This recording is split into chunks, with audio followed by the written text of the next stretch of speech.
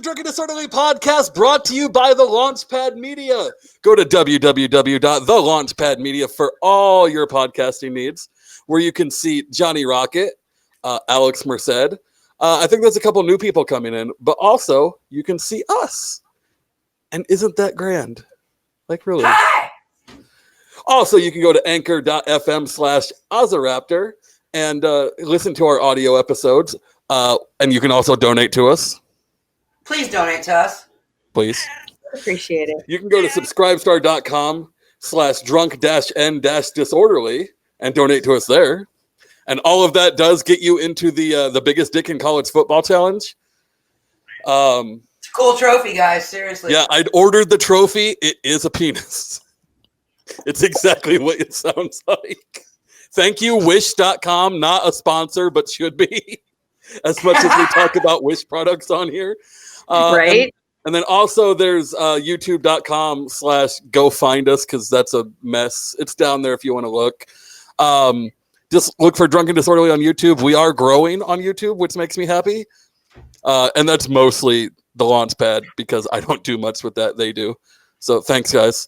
Thanks, Launchpad. Justin, yes, Dre's pussy is making noises. That is a constant for our show. This is what we do. Oh, God damn. Also, my mask is not dumb. And Max Abramson, since you're commenting, I've messaged you twice. You should get back to me. Just, do it, dude. Seriously, man up, Max.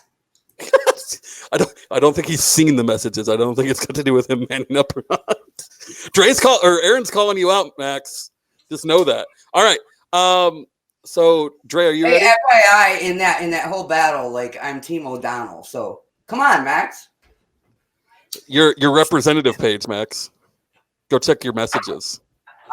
There you go. Maybe you messages. Yes, messages. Please check them. All right, Dre, go. All right, yeah, Dre. So I'm super happy about my county range day Friday. It was way more successful than the first one, and we're going to have them every month. Like my dad came. We had LP reps from all over the county come, and some of my coworkers came, and Caleb. Fuck boy. So Caleb's got some. Oh yeah, John guilted him into coming and made him shoot all of his biggest guns. And Caleb has some nice stripes on his shoulder too. Did he cry though? Did he cry? I know he cried. He did not cry for his mommy this time. Damn it. That was a completely different situation where Candy was involved and he was a total bitch boy. He's becoming resilient, and that scares me. Just a little bit. We're trying to get some man into him. No, I love Caleb. He's performing tonight, and John's going to go see him. John is my husband. So anyway, so we're going to do that again November 4th. Anybody interested in Omaha, come out to Intertown on the 4th, or hit me up if you are interested. How are you doing it monthly, but you're skipping the best month of the year? Oh, God, sorry, October 4th. What am I saying? Raptor with the save. Thank you. I'm so bad at that, unless I have a calendar in front of me.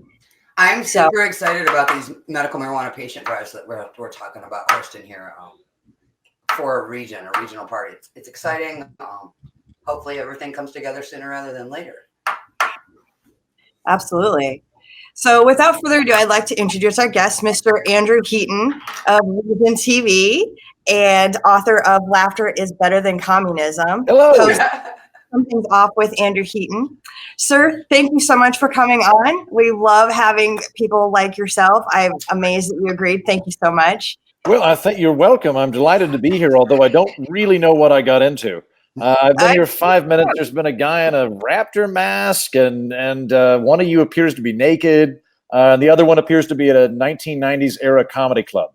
And so just based on the visuals that I'm seeing right here. And I do want to real quick point out, I was the host of Something's Off with Andrew Heaton. That concluded. The program I currently host is called The Political Orphanage. So if any of your listeners enjoyed me on this show, you can check me out on The Political Orphanage. That would be where to find me. The Political Orphanage. I'm going to check that out. It's great. You'll enjoy it. It's funny. You know, also do Carl, your show. Oh shit, we've got an actual celebrity on tonight. Is that me? Am I? That's you. You guys need to set your sights on it. So one thing I learned about myself in the last 2 days while looking you up. My name is Andrea. I cannot type Andrew on the first try ever. My fingers won't do it. So it was. This is a W. A lot of people know this. They designed the QWERTY keyboard to get people to type Andrew slower because it was just too fast and it was gumming up all the keys. That's why we've got we don't have the Dvorak keyboard. Sounds legit. Look, do yourself a favor if you're unfamiliar with Andrew's comedy. Google him. Look for the really old stand-up shit. It's amazing. Oh, good. I hope so. It's really good. Thank you. But my favorite was the Game of Thrones one and the Christmas one. Those are two of my favorites of yours. What was the second one? The Game of Thrones one and the what? The Christmas one where you're playing every. Where we mentioned like every single reference we could in a 60-second period. Yeah. On the note of Google, somebody contacted me today, and apparently if you Google me and you don't already know me, the fourth search option is Andrew Heaton wife ? Which means that people want to know if I'm married but have terrible grammar. Apparently there's a statistically significant group of women or men who are intrigued by my marital status that can't put a sentence together. That's you too could be a part of that. Well, look, you're a dapper guy. It could be equal amounts of men and women, right? I accept praise and free drinks from everybody. Whoever wants to hit on me, everybody's welcome. Are you married? Let the people know. No, I Googled myself. I'm not. I'm currently single. So it's I'm open. If you've got an interesting passport, you do yoga. There's lots of different things we could figure out a route.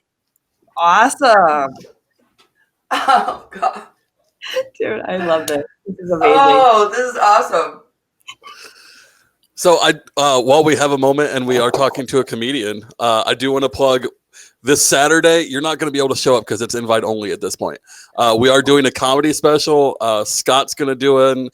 Caleb's going to do it. And then a couple other people we know. And then a couple actual comedians are going to be there too. And then those will be released on the interwebs for your consuming pleasure. I have a joke ready to go about gaming and a poop joke. That is my repertoire. Joke. I would not like to hear the poop joke. The poop joke's not ready. The poop joke is not ready. The poop joke is not ready. It's the only kind of joke I send that back to the lab and have some really big comedy guns work on the scatological humor. It's got to be good at the poop joke. Thank you.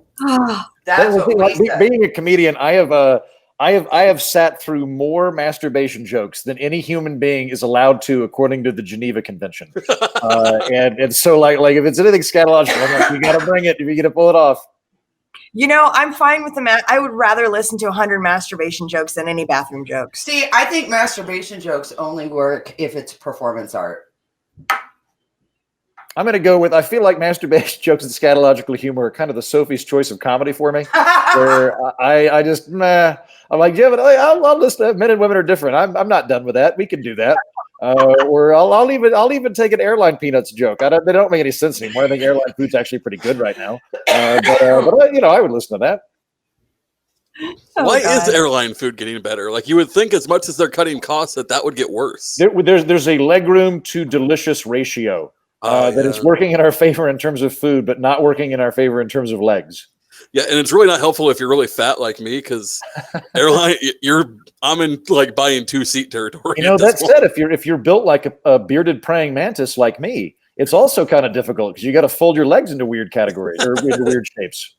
Yeah. See, Zach, as much as you pick on Dry and I about our height, this is one area where we win. We can stuff you in the overhead and it's fine. Is it possible? Could you make a plane where it was just bunk beds, like 3 or 4 levels of bunk beds? You could. Isn't that a C-130?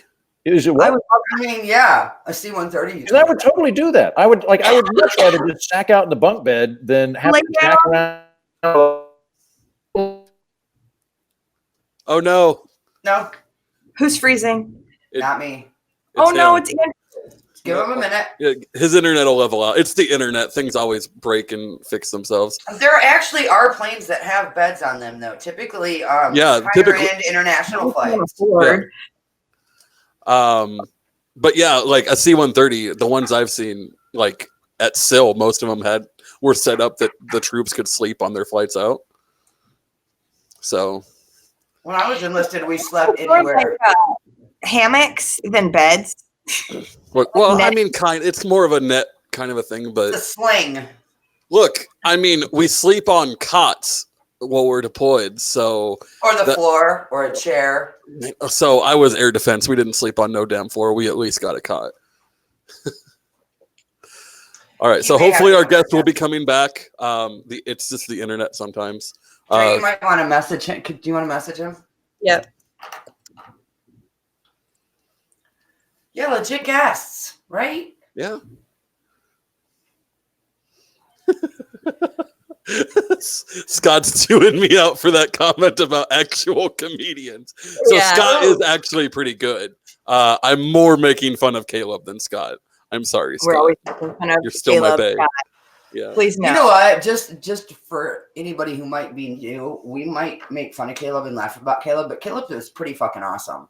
Yeah, I make fun of Caleb. I make fun of Caleb because he's my friend, and that's how guys bond. Like, we love Caleb. Andrew did not run away. He's having connectivity issues, Daniel. Has he messaged anyone back? I haven't texted him. Do you want me to? Yeah. I messaged him. See what's going on. Oh, I have a text. Okay. Hang on. So a bunk bed flight. Yeah, I mean a bunk bed flight. I don't know. I don't sleep well in places that aren't my bed. Let me rephrase. I don't sleep well without cuddling up to my wife, having my breathing machine, and a fan that's literally so loud that you can't hear yourself think. Oh, Jesus. One of these days, I'm just going to post a picture of the fan that I have. It's legitimately a 36-inch barn fan that sits in my room. See, this is one more reason why you and I can never live in the same house. Right? We could. We just couldn't share a bed. No. I would hear that fucking all night and want not to like that. It's not. It's a metal fan. It's not like an overhead. It's an air mover. So it sounds like a jet engine, or a helicopter. Hey, he's back. Yay. Yep. 2 seconds. 1 second, and you're in. And there he is. My apologies, and I don't want to start any conspiracy theories, but I feel like Big Bunk Beds was trying to silence me due to my very controversial opinions about plane flights. So anyway, I'm back. I figured out how to encrypt it. Daniel Hayes wants you to email him back about the national convention. There's that. Oh, right. Yeah, I'm going to do that tomorrow. Thank you for that. Yeah. And then also, hold on. Daniel, like Andrew doesn't. You don't do anything, right? You have an unlimited amount of free time. You know what I do? I sit around my house and I go, I just wish some guy in a raptor mask would reach out to me and talk to me about random stuff like airline flights and stuff like that. And then it finally happened. I knew it would work eventually.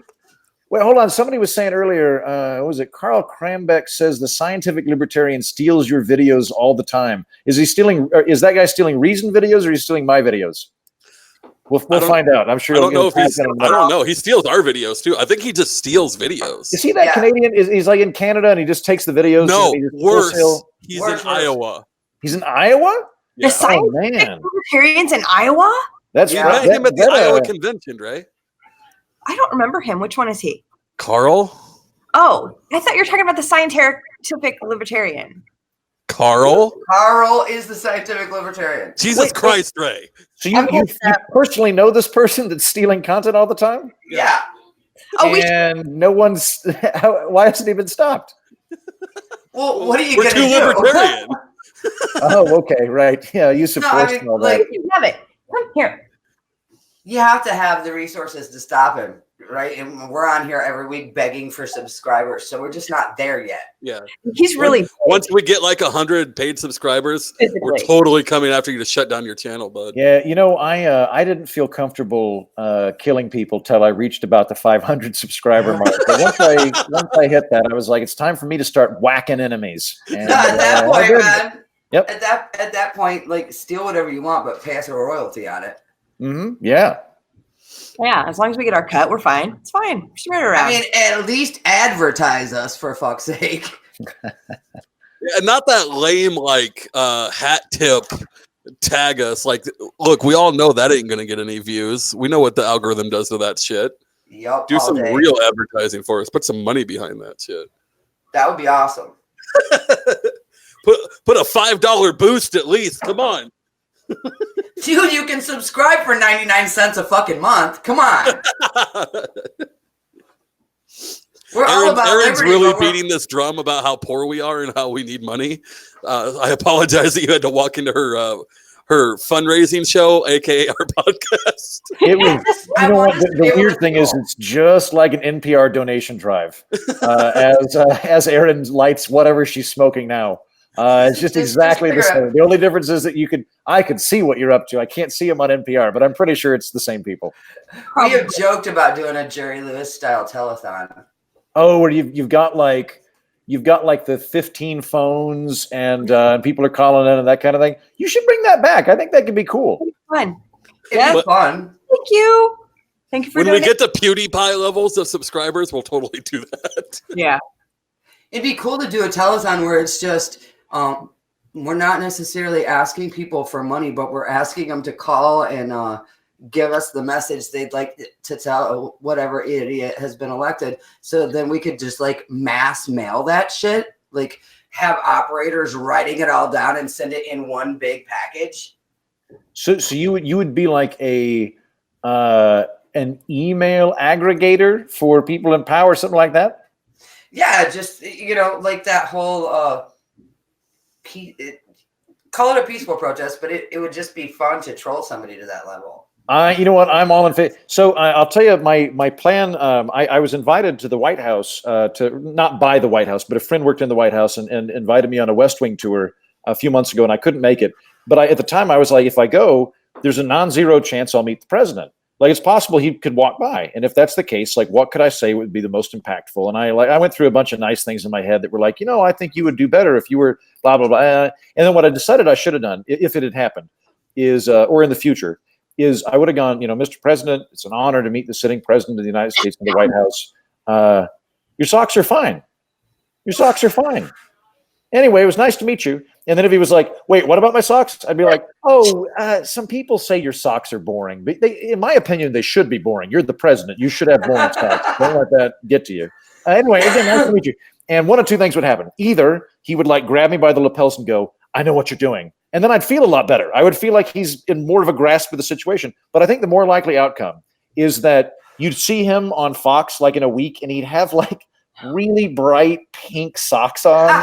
And then it would slowly, if everybody else kept doing it, like if you could somehow communicate to Anderson Cooper or something, do this thing next time you see Trump. Eventually he's in like lederhosen and we could just get like from the waist down. We could get this really cool thing going on.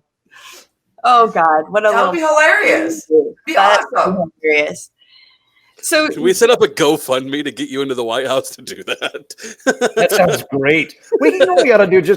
Let's just decide that whoever wins the next election, let's try and raise enough money to get me to become an ambassador. I think the going rate is like $350,000. I would be an awesome ambassador. I think I'd have a great time. I promise I won't get us into any wars. I will mostly just get drunk and shake hands in another country. Is basically what I'm doing in Texas. I'll just do it in another country. Isn't that, the role of a liberty activist is to get drunk and shake hands and make as many connections as you can at these things? I mean, I think that's pretty much it. Yeah. I mean, you could just be the ambassador to Ireland, and the drinking would be expected at that point. I'll assume. Well, I'm planning on. I just had a show. I was invited out to Iceland. I gave a speech to International Students for Liberty. I had a great time, and I decided that I'm going to run for mayor of Iceland. Not Reykjavik because I don't know how to spell it. Just Iceland. And I'm putting together a campaign. And I've had some people volunteer. They're like, "I'll help you with your campaign." Now, granted, none of them live in Iceland, but I feel like if we get 100,000 write-in votes not from Iceland, they'll at least have to pay attention. So I don't know. Maybe it'll happen. Will America own Iceland by then? I assume so. I assume that they'll, or at least we'll get enough of it to build a Trump Tower or something. Okay. Because after Greenland, it's the next logical place to go, right? Yeah. Well, we've got a military base there. We have a military base every fucking where. Yeah, good point. I need to narrow that down a little bit. It's one of our 8 military bases across the globe is located in Iceland. Yeah. Daniel Hayes says ambassador to Latvia. Hell yes, I would take that. I bet that'd be a great time. I used to be Eastern Orthodox, so I go to the Latvian Orthodox Church. We've already got a connection right there. I'll use that with the Senate committee that's confirming me. I bet the women are gorgeous. They're probably blonde. I don't know. If not, that's fine. They've got, they've got people and liquor, and I'll just hang out. It'll be awesome. I mean, they have cheap like potato liquor though. Yeah, all right. Booze is Well, I'll booze, let dude. it through a coffee filter. I'm nothing if not intelligent. So every Well, time I think Latvia, it just makes me think of Lithuania more than anything. Anything in like that Eastern Bloc is Mhm. Lithuania to me, and that's because when I used to play like a text-based internet game from the late '90s, I'm dating myself now. All of the best players were Lithuanian, and they cheated their asses off to get there. Nice. Fuck Nice. you, Lithuania. Yeah, hold that grudge. There have been wars started on less than that. My favorite libertarian bit of yours, Andrew, is the dad jokes video. It's hilarious. Oh, thank you. But it makes me wonder if Trump told a dad joke, what the fuck would that sound like? Oh, I'd love to hear it. I am not familiar with this video. Give me a little bit of it. Well, so Dre, are you familiar with dad jokes? Have you seen this? It's like a genre of comedy videos. She does a podcast with me, so yes. Okay, right. That's my only kind of joke. So imagine intentionally lame jokes. They're jokes that are designed they're jokes where you're going for the wah wah. Yeah. That's kind of the goal. And Austin Bragg, who's frequently playing opposite me in Reason videos, he was we did that together, and basically the conceit of it is that I am doing standard dad jokes, and Austin is just going down this deep sink well of depression where I'm like, I'm going, what did communists use to light their homes before light bulbs? Hold on, wait, I'm sorry. I already screwed it up. I haven't done it in a while. What did communists use to light their homes before candles, light bulbs? Ha, ha, ha, ha, communism, right? And then Austin's are like, they're mostly about dead veterans, things like that. They're just very sad and dark, and it just gets progressively worse and worse. It's a funny video. Oh God, I gotta It's hilarious. Dad jokes. You gotta Google that. So Justin's bugging me about this. Of course. Wait, pause. So obligatory comment, sir. Take it away with the warning that we gave you earlier, and talk about nuclear power for a minute. How do you feel about nuclear power, Andrew? Me? Mhm. I think, and I think it's something that we should probably be doing. I'm in favor of nuclear power. Now, I don't, oh man, we're opening up a can of words here. I think climate change is happening. I think we should be doing something about it. It seems to me that nuclear power would be probably the fastest, cleanest way to be doing something about it. So that to me is something of a litmus test for people that are scientifically serious about climate change. For example, when Alexandria Ocasio-Cortez posted her cow farting thing, and like nuclear was just off the table. And I was like, what? Nuclear's off the table? I was like, oh, because it's more of an emotional push than an actual engineering problem. But no, I'm in favor of it. I obviously don't want to build the crappy Soviet ones that blow up and cause HBO specials. But as long as you can keep it safe, I think they're a good deal. And damn, that was painful to watch. Ugh. The How far for the Soviet Chernobyl thing? Chernobyl. Both. I mean, both. But the series, them like, oh God, can you just listen to the scientists for 5 seconds, please? I enjoyed the series. The only thing I'm worried about is the blowback from it. Because I could see people freaking out more about it, and it's like one of those things. Like I'm going to drop some Thomas Sowell on you guys.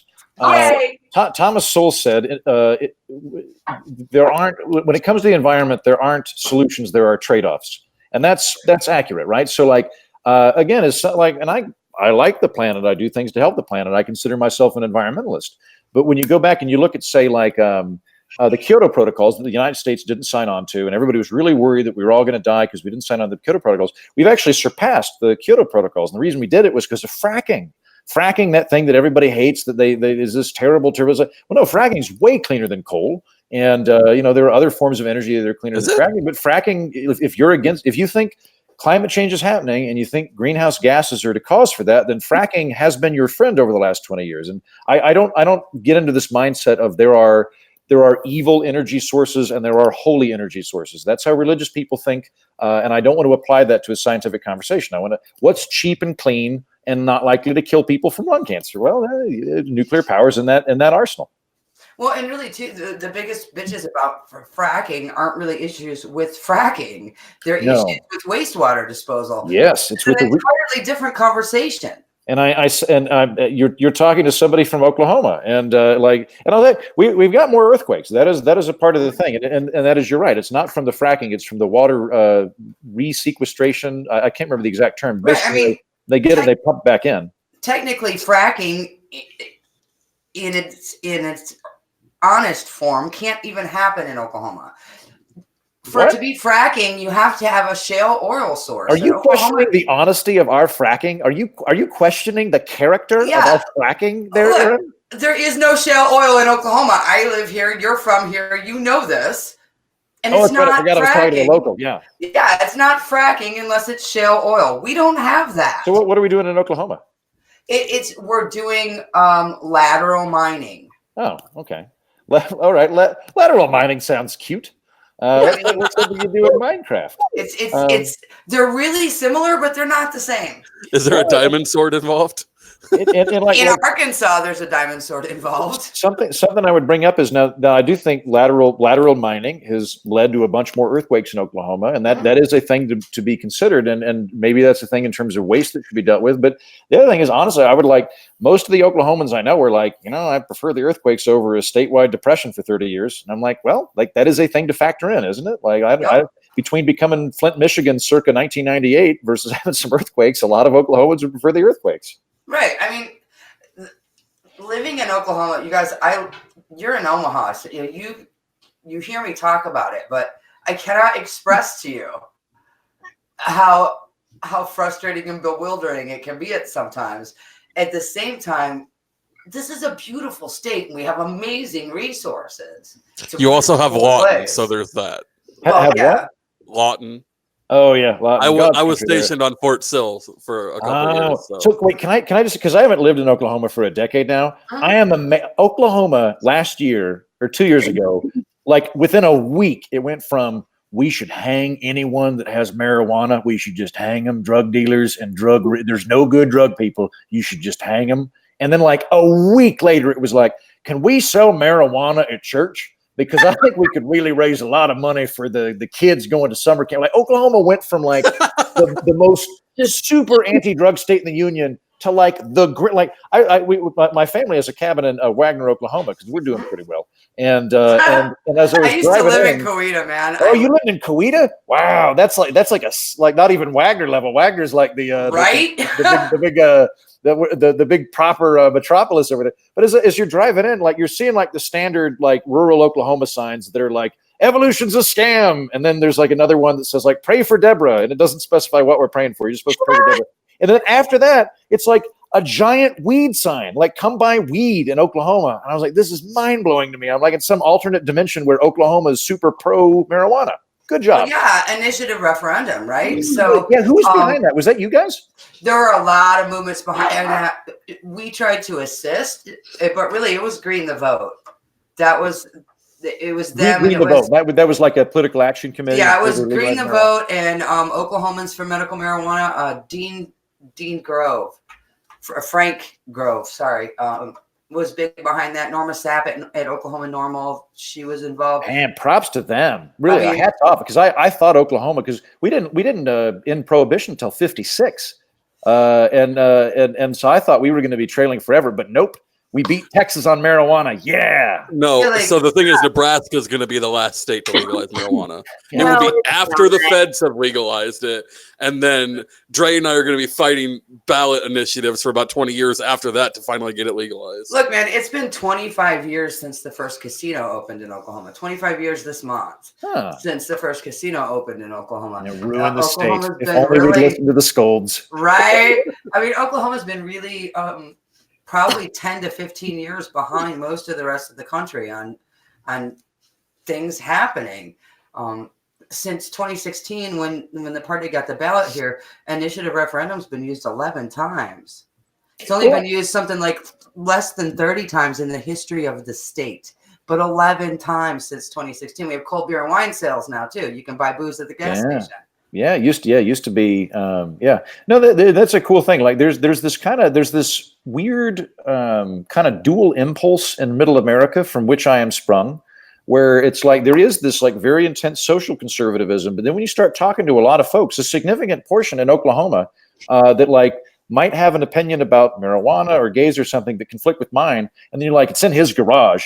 And they're like, what? Of course he can do that. It's his garage. It's America. You can do whatever you want. As long as you're not hurting nobody, you can do whatever you want in your garage. And I'm like, absolutely, 100%. Great. Let's vote on that. Right. That it is that. So it's a love-hate for me with Oklahoma, you know? Right. Because you have like the kind of rural Barry Goldwater impulse going on, and then you at the same time have the kind of like, I don't know, twangy Jeff Sessions phenomenon going on at the same time, where it's like, you know what we should do? We should just make my interpretation of Protestant Christianity the law. And there's that going on as well. Look, the best thing Trump did was get Scott Pruitt the fuck out of Oklahoma. Like, props to you, motherfucker. Thank you. I want to rag on that guy for a minute. Scott Pruitt, when Colorado legalized marijuana, he came in and was like, you know what, we're going to use the Interstate Commerce Clause to fight this. And I was like, wait a minute, aren't you like a small government states' rights guy and you're using the friggin' Commerce Clause to stop another state from its legal initiatives? You can I'm pretty sure Ricketts got behind that ASAP as well. Oh, of course. Nanny bullshit. Yeah. Well, they can't do that right next to our state. No, that we don't allow that here. They can't do it next door. I'm sorry. No. Sorry. Yeah, look, if your neighbor... You gotta get that pussy out of your face, dude. That's literally your neighbor saying the only sex that's acceptable is missionary sex. Isn't that... And you going, okay, yeah, that works for me. Like, what the fuck is wrong with you? Well, you know, I feel like one of the really big light bulb moments we had in the Enlightenment was that you get to own your own body. It's not in trust. It's the community doesn't own your body. It doesn't own what you do. And pretty much, there are exceptions here, but pretty much as long as you're not hurting anybody and whoever you're doing something to is into it, you can do whatever you want. So, right. You know, if you want to smoke marijuana or drink vodka or have a five-way, that as long as all the people in the five-way are down to do it and they're of consenting age, then that's, you know, I may not approve probably because I wasn't invited, but right. you know, you can legally do it as much as you want. Yeah, you just don't get to do it in somebody else's front yard. That's all it is. Yeah, I'm all about maintaining a very well-kept yard with limited nudity in it. Right. I want you to, I should just develop an entire political philosophy based off of your garage, because I feel like that actually is. You know, with the Enlightenment, if we go back to John Locke, and people are like, I hate this person, he wears glasses, I don't want to listen to him, but if I'm like, I want to talk about your garage and what you can legally do in your garage because you own your garage. I'll run for president on that. The garage party. You'd probably win. Yeah, that'd be a hell of a month. Would you be impeached or assassinated? Well, see, first of all, what I'm thinking about doing on my podcast, which I'm going to plug again, it's called the Political Orphanage, and I encourage your listeners to check it out. What I might do here in the future, because I bring on a lot of comedians, is I think I might run for vice president. That sounds like a lot of fun. Running for vice president doesn't sound like a lot of responsibility. And so my job on the podcast will be to bring on comedians and then interview them to see if I want them to be my presidential candidate that I'll team up with. So basically, I, as the vice president, have been vetting the presidential candidate. I think I can hold on as vice president for 15, 20 years. I think I've been great at that. President, I think I'd get impeached real quick. Like, I think you'd be a decent vice president, but like, try telling Ford that it's not a big job. I mean, yeah, good point. Oh man. Well, this is what I'd probably do then. I think I would go ahead and get sworn in, and then I would resign. That way, I'd still get to be. I'd be in the history book, right? Of like the only president. Like, you know what I do? I would do it one day less than William Henry Harrison. In 30 days, I do it in like 29 days. That way, I get to be in there. And I just did it for the Guinness Book of World Records. That's the reason. I mean, I think that's why Trump picked Pence. Right? It's life insurance. You didn't think anybody won him over him? Pence is legitimately worse, right? Pence is the guy that wanted to use electroshock therapy to cure homosexuality. You guys remember that, right? Really? Is that legit? Yeah. Oh, That's zeroes not in on completely legit. I don't know if it's legit, but that's what everybody zeroes in. Yeah, it is legit. I mean, did he use those specific words? No, but read it. Like, seriously, come on. He donated to a foundation that donated money to gay conversion therapy, which is disgusting. He was also publicly anti-marriage equality. He was publicly on the record for this shit. Right. I'm not making excuses. I can add like basic math. I'm not Even in making Oklahoma, excuses we for learned Pence. that. I'm just saying, let's be accurate about it. He's bad enough. Like, we don't need to embellish. Like, at first I was like, fuck, Trump and Pence. And then I was like, well played, motherfucker. I get you. I think Pence, when he got nominated, I was like, is that the generic white guy from every picture frame I've seen at Sears? Yeah. I thought that's who that was at first. And I was like, oh, that's that guy from Indiana. Right. I remember that guy. I think Yeah, we were talking about the Indiana libertarians doing such a good job, but Indiana also had Pence. Right. So, You know what? I'll say this. I met him a few years ago because I was doing stand-up at a Club for Growth event. And at the time he was Governor Pence. And he gave first time I'd ever seen him before. I didn't know who he was. He gave a great speech that was all about states are the laboratories of democracy, he struck me at the time as a kind of states' rights, center right Republican. And then he signed on with Trump, and I was like, okay, I don't like him so much anymore. And then I found out about all the social conservative stuff that I didn't know about. Yeah, it's really like creepy. all right, but can we just admit that him being around for all the race Bannon memes is just fucking gold? Oh, dude, the meme mine out of this presidency yeah. in general, it's gold. Like this, it's classic. It's never going to go out of style. It's bottomless. There's no end to it. I'm working on a theory. I think maybe we're not living in the real universe. I think we're living in it would explain Oklahoma's marijuana. Every other day I wake up and I'm like, I wonder back in the real universe what President Huntsman's up to right now. Wonder what that guy's doing. And we're meanwhile living in the sitcom universe where we elected a game show host as our president. That's what we did. Like we're living in like the Lex Luthor becomes president version of America. And it explains a lot when you get into that mindset. It's the second Back to the Future or Idiocracy. I mean, pick. Oh man, this is where Biff becomes the big guy. Look, Holy. seriously, an article came out where the writers of Back to the Future 2 openly are saying that they based the Biff character on Donald Trump at the time. Like, it's batshit crazy. Wait, what? Yeah, Yep. no, that's been real? confirmed. That's been confirmed in multiple interviews. Mike Pence trying to rig up electrical cords to people. That really, they based the second. Wow, I'm gonna have to go back and watch that. Those motherfuckers, the writers of that's who we need to elect as president and vice president, because they know shit. They know what's coming next. They know how to undo it. All right, that was 1989 when that movie came out. So they wrote that in like 87 or 88 or earlier. Mm-hmm. I mean, he was already well known then. He was almost ready to be in Home Alone, so that was a thing. Yeah. They've been talking about in rap songs for how many since rap came out? I think Andrew froze again. Oh no. Oh. No, I want to. Okay, you guys, when he comes back, I want to get to the vaping ban. Oh, there he is. Oh, he's back. Am I here? Yep. Yeah, you're back. Hello. Hello. Okay, so I don't know if you heard what I just said. You want to talk to me about vaping? Yes. Good. So I never, like when vaping started, it was soon after, I think smoking may have still been allowed in some areas here. I'm in Omaha, Nebraska. Me and Zach are. No, I'm in Bellevue. Thank you. Whatever. The Kennebunkport of Nebraska. Scenic Bellevue.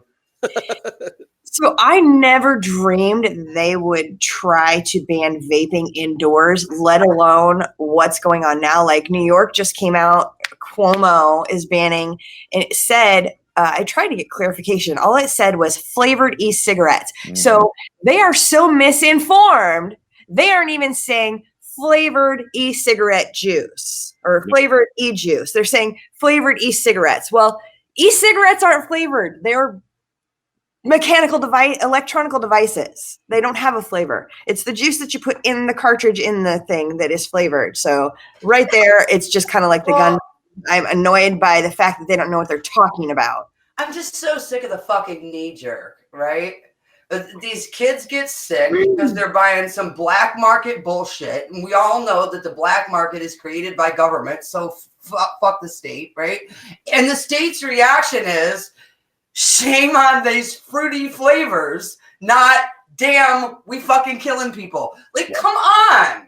There's that whole thing. So there are a few things that I am increasingly moderate on, but one of the things that I remain rather stalwart on the concept of liberty is government paternalism. I don't like, if we want to have a conversation about healthcare and maybe the government needs to be involved, I'm open to that. But when it comes to what you put in your body as an adult, basically. I think you're a moron, and I'm your better, and I want your betters to be in charge of you to protect you from yourself. I have no time for that nonsense. And with vaping, it's not even just like I don't vape, but it's not just the kind of affront I have philosophically to it. There actually is a ramification there, which is that people are going to die. So I was living in New York the last 6 years, and I'll back up. I don't think Puritans ever went away. I think they just kind of forked. They went into the kind of Jeff Sessions social conservatives that we were talking about earlier, and then they also went into the like kind of pearl clutching New England progressive movement of you can say SJW on our show. It's okay. The social justice. But this idea of like, listen, you shouldn't be so fat. We're going to ban sodas. That's just not and cigarettes are respectable people don't do that. And this idea like trying to control people based on distaste. I have a worldview, and you're not comporting in a respectable way, and I'm going to try and stop you from doing it. And I think you see that with vaping all the time. So like right now, there's two groups that are looking to ban it. So it's probably going to happen. President Trump has said that they might do it with the FDA, and the FDA has confirmed they're thinking about banning. And I don't know all the proper language, Dre. But then again, I'm not trying to ban it. They're thinking about banning flavored vaping. Meanwhile, Michigan has banned it. Massachusetts, New York State, and California are all thinking about doing it. And New York, when I was living there under Bloomberg, who sort of fancied himself a Marcus Aurelius character, he had banned vaping in all public locations. And the rationale, I'm not making this up, the rationale was vaping looks like cigarettes. And so if adults are vaping in public, it might encourage children to smoke cigarettes. And I was like, wait a minute, but you're aware that most of the people vaping are trying to quit smoking cigarettes, right? Right. Like, are we aware of this? That vaping is actually a pretty good bridge to not dying from cancer, and that by eliminating that, you're going to increase cancer with all the people actually smoking. What drives me crazy is drinking is legal, but yet most people who drink act like freaking morons, myself excluded. Just kidding. But they, you can do that in front of children. And since there's no smoking in bars, children can go to bars now freely and openly. And I see them there all the time before whatever 9 o'clock or whatever before that cutoff is. And that's to not see children and to drink alcoholic beverages and be an adult and have adult conversations. They did something comparable in Utah for a while. Although I want to give a shout out to Utah. They did repeal this. So props Utah for coming around. But there used to be a thing called a Zion curtain. And the Zion curtain, which was much the same logic, was that no one, including adults, could watch a cocktail being mixed in a bar in Utah. There had to be an opaque kind of glass structure. So if you were to go to a bar in Utah, you'd go in, and there was like a glass booth kind of looking thing that the bartender would step into to make your martini. And it was riddled with all sorts of other things too, because the older places were grandfathered in. So which tends to happen with regulatory capture. They've got some pockets that are able to carve out a space in the new law, which screws over any new bars happening. But the logic was, again, that adults would be unable to satiate themselves if they saw the drink being mixed. It's like saying a martini naked. And what they currently have is a Zion moat, or at least what they're debating. I'm not sure if they enacted it or not. The Zion moat is you can now mix drinks in public, but you can't do it within 30 feet of children, or something to that effect. Because if a kid sees a cocktail being made, he'll immediately go home and figure out how to make a cocktail. Yeah, he's gonna stop off at the liquor store and pick up. Exactly. That kid, three of those kids will hop into a trench coat on each other's shoulders, and they'll walk in and be like, "Hello, I'd like to buy some cherry syrup and some vodka," and they'll go, "Well, sounds good to me." Clearly adult, right? So ridiculous. Like the other thing that. Like the other thing people don't get, right? Let's say you're genuinely anti-smoking and sitting here smoking, you all know I'm getting ready to try to quit. That's coming next month, and I'm really excited about it. But you're okay with them coming after smoking, right? You don't like the way it smells, or you don't want it around you. Okay, cool. So what are they going after next, right? So it's alcohol, then that gets repealed. Spittoons used to be on every fucking corner. They're gone, right? Man, I miss the world with the spittoons. Right? Cigarettes, now vaping, and everybody goes, well, those things are horrible. Cool. No. If that's how you feel, I respect that. But what happens when it's anybody with a tattoo? Or they come after anybody with an You know what? Oh, you're gonna, Aaron, you're gonna hate this because I'm a hypocrite. I'm just gonna out myself as a hypocrite. I rather like the cigarette smoking ban in Oklahoma, and I can't justify it. I'm not gonna try to. I can't claim that I philosophically like it, but the bars really improved for me after that happened. Same. I mean, and I get it. I'm just saying, think about that. Use the market to enact that shit. If a bar is too smoky, stop fucking going there. But right? so on the flip side, to play devil's advocate, when smoking was legal in bars, and I'm pretty sure there's nowhere in the country at this point where you can do that. I don't think so. When it was legal, you couldn't find bars that didn't have smoking. And I say this as a man with a possible drinking problem. I had a real hard time finding any non-smoking bars. But isn't that because all the people that were bothered by it, instead of protesting outside or turning to social media, just kept going and giving them money? Isn't that why? Yes, they kept going, bitching that they had to watch. Well, where else are you going to go to publicly drink and hang out with people and watch the game? Go to your buddy's house, rent an Airbnb, but take some personal fucking There were no responsibility. Airbnbs in that time, Aaron. There were hotels, there were cabins, there were tents, but the hotels were not campgrounds. non-smoking, so the rooms all stank. You know, so do it in your house. But man up and take some responsibility. Don't say, I'm going to continue to financially support this business that does shit I don't like, but punish the people who do shit I don't like outside of this business. I mean, that's fucking hypocritical. And for the record, I'm owning being a hypocrite. I'm not trying to like all these people now in Oklahoma, since this ammo ban at Walmart, are like, ooh, I'm boycotting Walmart. Well, what fucking took you so long? I haven't shopped at Walmart in years. Really? I will drive to the next town over. I do not go to Walmart. Aaron, what's your problem with Walmart? What prompted that? There are so many problems with Walmart, but in Oklahoma, it's watching special concessions being made at city council levels for Walmarts to go in. That when they go in, they put small businesses out of business because they're not getting the same fucking concessions. Well, so honest question, because like I sometimes come to Walmart's defense when I'm talking to my progressive friends because they just hate it because it's big and capitalist, right? And then I'm like, well, hold on, markets are good, you know the spiel, right? But like Walmart is actively trying to like use regulatory capture or get subsidies or sweet deals with local governments that makes it an unfair playing field. Yeah, absolutely. Absolutely. And I'm not going to support that. A weird Walmart moment I had recently. That is there a Walmart moment that isn't a little weird? That's a good point. Right. Go ahead. So Zach, in my case, I've been traveling a lot this summer, and I have weird hours because I've been in other countries a lot. And I was at a Walmart in Oklahoma at 2:00 in the morning, and it was just me and one other guy, looked to be about 50, salt and pepper beard. And 2:00 in the morning, there's one thing in his cart. A hatchet. He's gone to Walmart at 2:00 in the morning to buy a hatchet. And I'm like, what tree felling emergency is this gentleman dealing with after midnight? And I think the answer is he was going to kill his neighbor. I think that's the only logical thing, is he's probably going to kill his wife. Or a cow. Probably. His wife. You braid a cow, whatever. Who kills a cow with a hatchet? Aaron. Dude, this is Oklahoma. 45 at least, okay? I've seen some weird shit. A farmer who wants to get his anaerobic exercise in. That's who. A farmer who both cares about swift deliverance for animals and about his heart. People kill cows with cars every day in Oklahoma. Wait, on purpose? I hope not. Yeah, but seriously, how does a cow just jump out the fucking front of you like a deer? These are not agile, sprinty animals. You're right. They don't, and they're not really. Will you stop fucking fat shaming?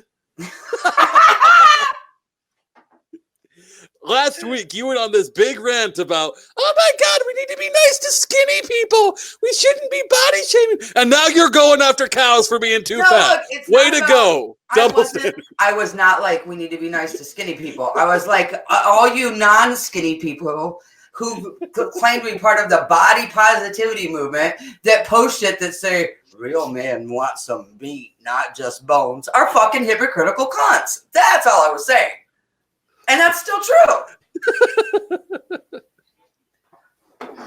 Like, if that's you, do you, but like fucking at some point you might consider trying to get honest. Just saying. I'm just saying maybe you should be nice to cows. I have feelings too. I mean, they have feelings too. Cows are awesome, but if you've been around cows, you know these are not sprinty animals. It's not a fucking cheetah. I mean, a bull. They have a good top speed. Maybe they're just lazy deer. Has anybody looked into this? Is it possible that they're the same creature? It's just that we caught the slow ones. And here's the thing: guys, the deer that you have down there, not so much. The deer that we have up here are quite a bit bigger, and the further north you go, the more fucking massive those sons of bitches get. Dude, I lived in Traverse City, Michigan until I was okay. That's not. Old. No, Michigan's not what I'm talking about here. I'm talking about like North Dakota into Canada. Michigan doesn't count. It's not a real state. Half of it's in Canada anyway. You know, there's a little dangly bit of Minnesota. There's like a dangly bit of Minnesota there's a peninsula that comes down into the Great Lakes, or I think it's the Great Lakes, but because of the parallel of the treaty we've got with Canada, this tiny dangly bit's basically an island, right? It's America, but you have to drive through Canada. And I think this is great. I used to know a guy that worked for I know a guy that used to work for a congressman from that district. And when people from there need to go to like the grocery store or something, they drive to the border, which is unmanned. And they, on the honor system, they walk into the little booth and they pick up the phone and go, "Hey, it's Mitch. I need to come through Canada." And they go, "Okay, Mitch, you have permission to stamp your passport. Travel safe." And then Mitch will stamp his own passport and drive through Canada. And then he'll come back and be like, "Mitch, I'm back." And they're like, "Okay, thanks for visiting Canada, Mitch." It's a really adorable checkpoint. It should be a goal. We eventually get to that point. That's one of the most hysterical things about the wall to me as somebody who grew up in Michigan.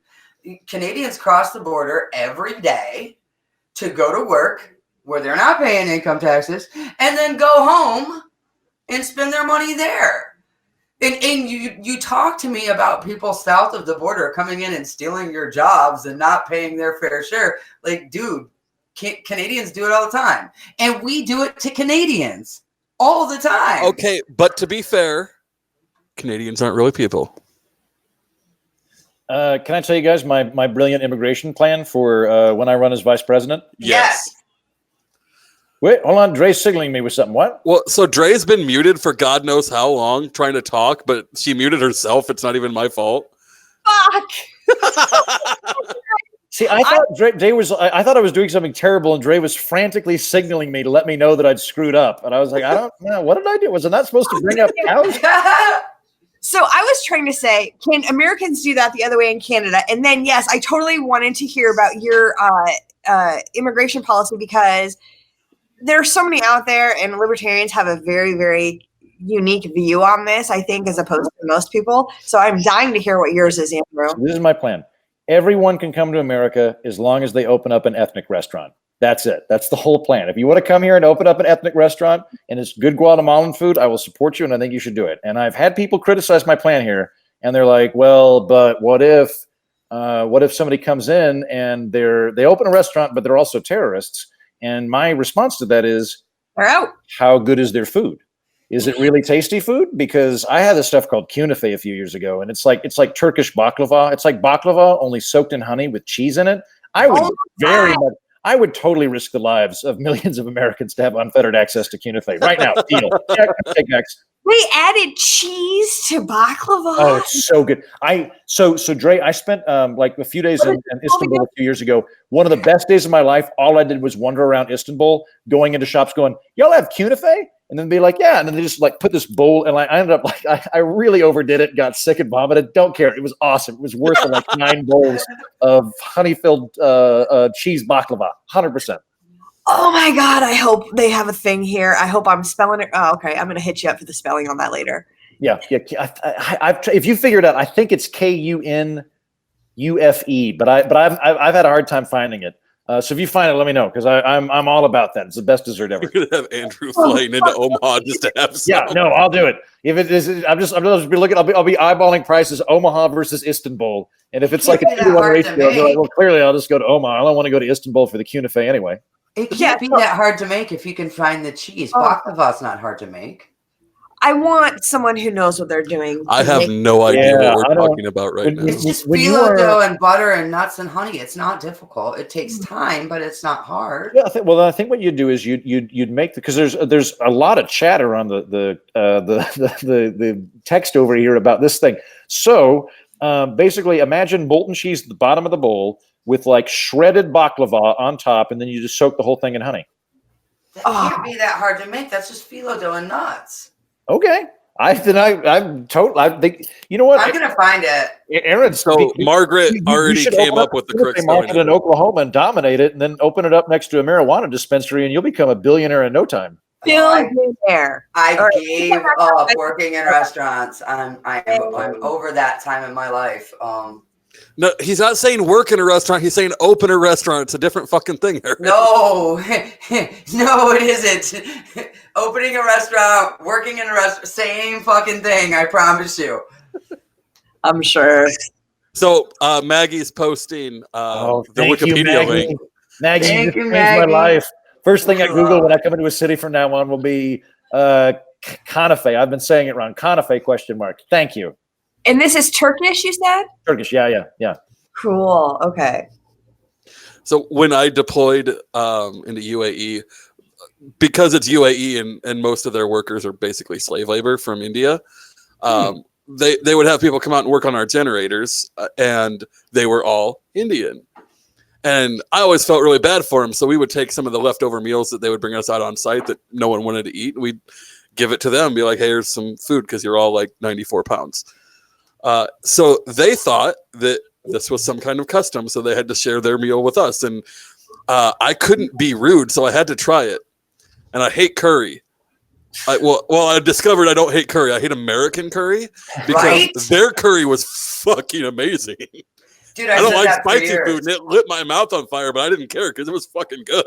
I said that for years, said I hate curry, and then I took a job working at an international restaurant and told them I hate curry. And they said, well, surprise, you're going to make a lot of it. But I learned how to make authentic curry, and it's not even on the same planet. It's ridiculous. When I go into Indian restaurants and they're like, how spicy do you want the food? I'm like, I'm going to do 2 out of 5 on a white guy scale. And they're like, got it. Salt. All right. I'll do that for you, sir. That's what I do. If I go to Thai and it's like 1 to 10, I'm like, give me a 4.5. And if it's Indian and it's like 1 to 5, I'm like, give me a 2 or a 3. But there are so many spices. You don't need the heat because it is so flavorful. You're tasting that for it's just amazing. I love it. I don't understand how anybody can hate curry. I loved I work at a tech company and we have a lot of Indian associates, and when they bring their food in to heat it up, I'm like, oh my God. Right. So as we can see, Heaton's immigration ethnic restaurant plan has brought the 4 of us together, and it can bring America together too. It works for me. So I need to pause this for a second because this is very relevant. My friend just posted a picture on her Facebook of something called Screwball, which is apparently peanut butter whiskey. And I didn't know I was missing that in my life, but I feel like it's something I need to discover. Peanut butter whiskey. I'm trying to think if this is either brilliant or the kind of thing that an alcoholic would come up with in their junior year of college. I'm not sure which one it is. It's one of the two. I am all about peanut butter everything, though. And look, I hate to admit it, but I'm a fan of good whiskey, too. Look, dude, if I can't have a peanut butter whiskey would fall into that category, Zach? I don't know. So the only whiskey I have found that I like it's a special holiday thing that Crown Royal put out. It's a salted caramel Crown Royal. And I can drink it straight. Okay, no, your opinion no longer matters in this discussion. That sounds. I'm going to put that in the liqueur category, although it does sound tasty. Zach, are you a Scotch guy? Oh, it's strong as fuck. Yeah, I don't know where the bottle went, but yes. Yes, that I too am a Scotch man. I am a big fan of Scotch whiskey. It's required. Like I can't be Scottish and not enjoy a good Scotch. Oh, that's right. You're wearing a kilt, aren't you? Yeah. Yeah. Nice. I was just over there for a month, and I lived over there. I'm totally jealous because I've never been home. Oh, you got to. It's a great time. It's really fun. And they're so you've not. So you're of Scottish descent, but you haven't been over. Right. My family came here as slaves, essentially, after losing in the Jacobite Revolution. Hey, I think mine did too. We came over because we backed the wrong king. On my mom's side of the family, Bonnie Prince Charlie. Yeah. Either him or his dad, and we went to Ireland for a generation, and I assume we did something bad there because we left from there to America, and then we just didn't. So we were. So those are the rednecks. We weren't rednecks. We came over immediately because we were the clan that started everything. Okay, so like in my family's case, so your family, they were like, you need to leave immediately and go to the colonies. In my family, they were like, you can go to Ireland. We'll let you have land on another island. And that was kind of okay, all right. Nice, I'll take it. I'll take the redneck status. Apparently the 400 years of redneck. But no, Zach, you need to go to Scotland. It's a lovely place. I lived there for a while. The Scots, they're very friendly, but they seem homicidal. Like they all look like you would look if you were rained on every day for 40 years. And so you'll walk up to them and be like, hey, I like your shirt, man. And they'll just glare at you and go, I like your jib. I think you should come with me to the pub. I'd like to introduce you to some mates of mine. I think they like you quite a lot. And you're like, well. No, this is a bad time to cut out. We're going to miss the punchline. Not now. I love the Scottish accent and jokes. They're hilarious. Right? It's sad. I really wish I could pull off the one accent I can't fucking do is my own. I can't do Scottish. What the fuck, dude? I know. I can't help it. You need to try harder. Like there are times where I will sit down in the basement and just work on my Scottish accent. It doesn't help. You need to watch Train I say that. Right? If I lived in Scotland for 2 weeks, I would have it. Right, and maybe immersion is the way to go with you. So it is. Yeah. When I go to South, wait until next summer.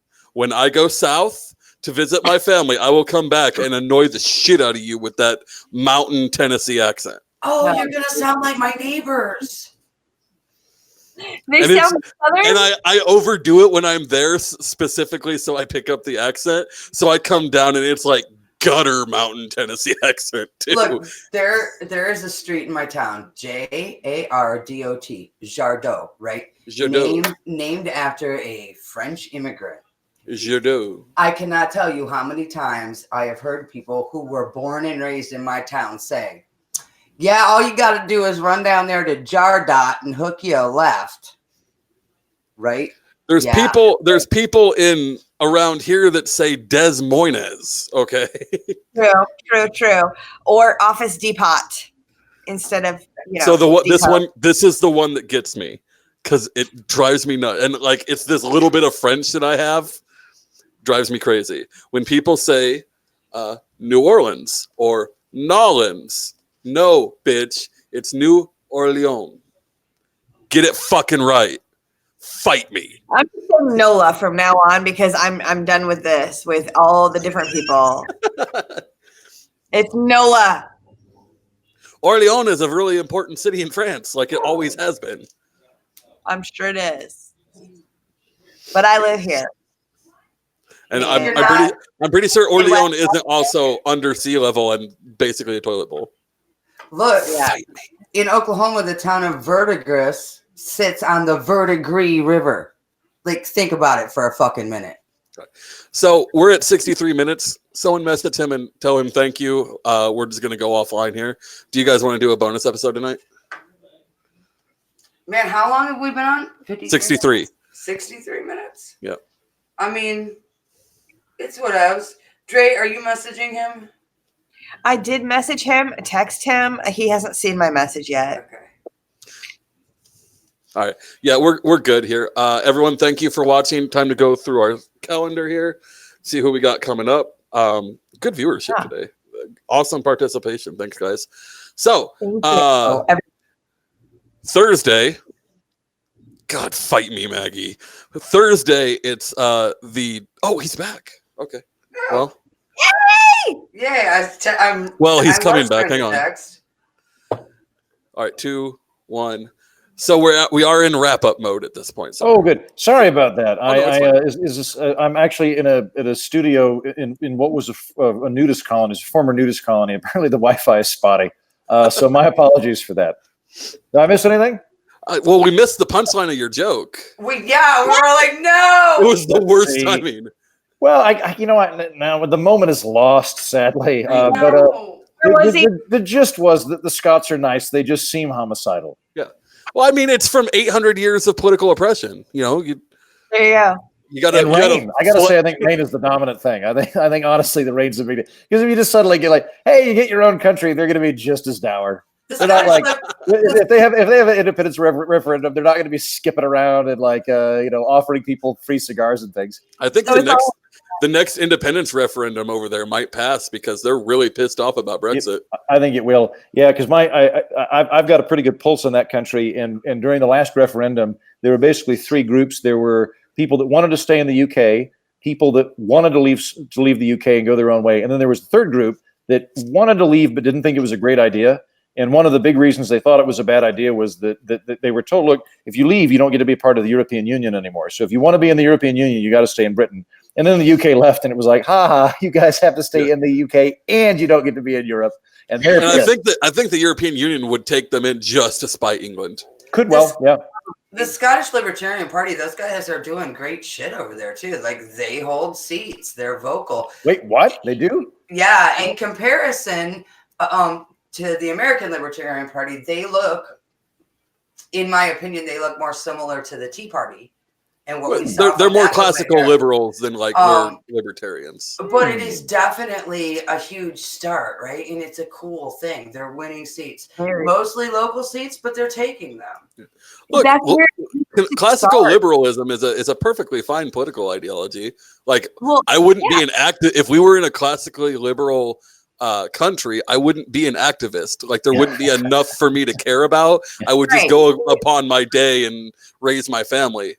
The reason I do this is because we're so far away from even that. I mean, I could maybe sit there for a minute. I probably likely wouldn't stop there, but I could rest there. I got to say, that's about where I am. I'd say I'm more accurately a classical liberal. So maybe I should run for Parliament in Scotland. Maybe I could pull it off. They'll give me a cute order. That'd be a fun campaign. You know what? Here's what I'm going to do. I'm just going to be on permanent campaign. If I lose in Iceland, I'll just go south to Scotland. If I lose in Scotland, I'll just go to clockwise formation until I hit a country that accepts me to office, and then I'll become like president of Guatemala or something. It'll be great. That'd be awesome. I'd totally help you. Let me know. Thank you. Yeah, I'll slowly piece together this international committee to elect Andrew Heaton for something, and eventually a country will agree to take me in. Be careful and make sure it doesn't blow back on you the way Colbert's space station. Wait, what happened? Because I vaguely remember this, but I don't remember the details. Did he try and buy a space station? No, there was some kind of competition to name something in the space station, right? Yep. And he got enough audience support that he won. And then the government was like, "Yeah, fuck that. We're not." Oh, they Bodie McBoatfaced him. I was just going to say, this is Bodie McBoatface. Don't try to give credit to anyone else for this meme. This is Bodie McBoatface. Yeah, there, that hack. Bodie McBoatface. I mean, they were like, "Yeah, fuck no." He was pissed. I would be too if I was pissed about Bodie McBoatface. We finally had a celebrity. We had a boat that was a celebrity. That was the first boat since the Titanic that anybody could name. And they decided not to do it. Right. They did? I thought they went through with that. No, they named one of the they named it one of the little craft that's on board. A little lifeboat thing. I don't think it was a lifeboat. It was a research vessel that was on board. They named that Bodie McBoatface. Terrible. Hater. So we do need to go over our schedule because this file is starting to get my computer's uncomfortable with its size. Right. So Thursday we have Dan and Kim fighting for the Libertarian presidential nomination in a death match, not a debate. Next week, we have had a sausage fest for guests lately. So I'm like, we need another cute girl because, the two that I run with. And I got to say, given how masculine I am, I count as 3 or 4 males. So I've really thrown your ratio off. So next week on Tuesday, we have Jess Mears. I love my Jess. You guys tune in. Jess is amazing. On the 26th, just to double down on the bearded masculinity, we're getting Eric Beasley in. I love my Beasley too. Hi, Eric. On the 1st, we have Luke Tatum from the Culture of Peace podcast, but more importantly, he's making a mobile game. Yay! Talking about, it's called Dummy Corporation, where you run it like a secret military. Like there's a cover that's like a chicken KFC kind of thing, and then underground you're like this super government organization. It's gonna be that's really cool. hot. Super cool. And I feel like I really wanted to hit this topic, but we never got around to it. I really like what you're doing. Like yes, you. Oh, me, thank you. We're talking about me again. I'll listen. Yeah. Like my big thing, and one of the things that we've been really trying to do here is, like, we're not a libertarian podcast. We're a podcast that libertarians do. Okay. And the distinction is important because, to me, I feel like most libertarian podcasts are boring. And I'm sure yours isn't, for the obvious reason of a comedian hosting comedians. Thank you. Well, I appreciate that. And I mean, like, and to really put a label on it, mine's a comedy politics show, and it's a political orphanage. I'd say the plurality of people that listen to the program are libertarians, but it's not designed for libertarians. It's designed for people that don't fit into this red team versus blue team thing. So for people that are like, you know what, like, I'm not a Republican or a Democrat, or maybe I'm like a moderate one of those parties, but I don't hate everybody in the other one. I'm designing it for that. I feel like right now there's a big screaming match going on between these two camps within the GOP and the Democrats. I didn't sign up for either of them. I don't want to be in that. And I somebody ought to be making a space for just, you want to have like a good chat where we're going to laugh, we'll talk about stuff. And I bring on my progressive friends, and I bring on some conservatives, and I bring in libertarians, and it's a big, friendly, grubby tent for everybody that doesn't fit into the two-party system. You know, I sent you an email recently that may look like spam and isn't. Please read it about something that I think is going to be right up your alley because of that. You'll dig it. Wonderful. Thank you. I think the important thing that we're missing is affecting culture. Right. Because we let the left do that in America, and now they own the media. I don't even know if it's the left. Like, I think that there's a serious mental framework thing we need to undo, and that's this idea. Like, I don't ever say left right anymore. I don't say left wing and right wing. And I understand that. I don't mean to criticize you, Zach. It's just for me on my personal level, because it like I think if we could go back to like 14th century or 15th century Scotland, right? And we talked to like an average semi-educated peasant, and in my case, those didn't exist in Scotland at the time. Oh, well, they would say, yeah. Say we went into some local town, and they're like, "Are you Catholic?" No, it was about to be a Catholic Protestant joke, and those are my favorite. God, God. We've got to try to have Andrew back on. Yep. For sure. So we're gonna go. We'll see y'all next week or on Thursday. Thursday is gonna be a big episode, guys. You want to come for that? I'm bringing Aaron in because I'm working on Dan's campaign, and I don't want this to be unfair. So Aaron's gonna come make sure that I behave. Okay, but in fair warning, I agreed to consult for Kim's campaign, so that's why you're balancing me out. I just want to disclose that so that nobody thinks that, it's a balance thing. That's why. And remember, John is my sub, and he will belong to whoever wins that debate. So we'll see y'all next week. If you're a subscriber, we'll go live in the subscriber group for a couple minutes. Not a long one, though. So we'll see y'all in a few minutes. Bye. Bye-bye.